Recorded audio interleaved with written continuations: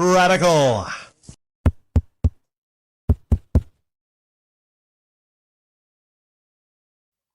Here's what you should know before you buy the GTA Remastered Trilogy on Nintendo Switch. Well, it runs like garbage. Hot garbage. Hot, flaming, stinky garbage that's been left out in the sun for several days. You might say, Rick, how do you know this? You don't have a Nintendo Switch. Well, I have eyes. And there's a lot of people that have uploaded frame rate tests of this game running on the Switch. And my oh my, am I pretty shocked. For a second there, I thought, okay, is this the frame rate from Cyberpunk 2077 on the Xbox One and PlayStation 4? At one point, I saw a dip to 17 frames per second, which is pretty low, by the way. You know, anything in the teens is almost unplayable. But this dip was actually not at a scene where there was a lot of cars in the game. You know, I think CJ might have been on a bike and it dropped down to 17. Now, why did it drop down to 17? Because I think two cars ran into each other like off screen. I've heard people, reporting 13, 14 frames a second at certain points. I don't get it. I don't understand.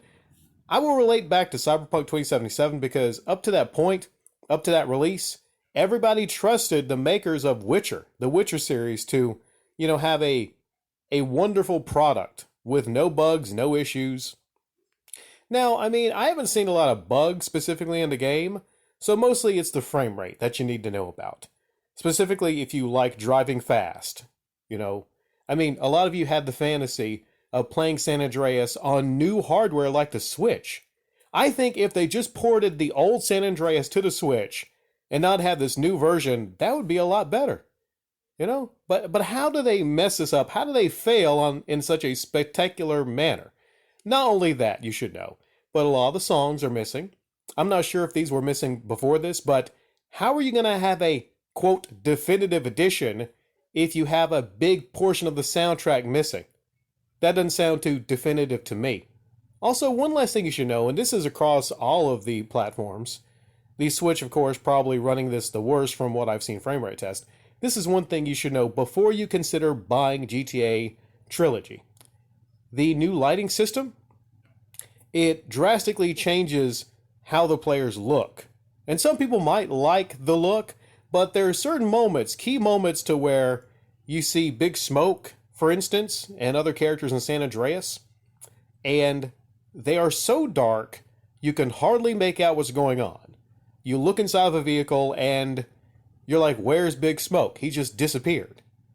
Okay, that doesn't seem definitive to me. It does not. In fact, I like the old character models.